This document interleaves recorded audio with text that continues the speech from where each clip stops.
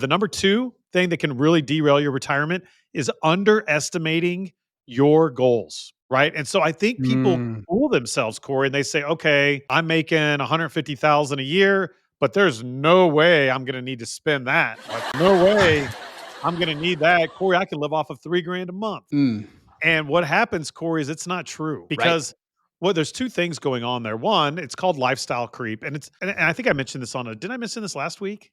Yep. I think we Yeah, did talk about this last week. yeah, and again, lifestyle creep is I don't want to say it's necessarily a bad thing. Mm. It's just a reality. So my point is if you're used to living a certain way and then you retire, it's going to be very hard to rewind that and go back to maybe living like you did in college. I mean, that's just Mm. silly to think that you're going to do that. So lifestyle creep. And then the second thing I wanted to bring up about this is that there's all these little expenses that we always don't account for, right?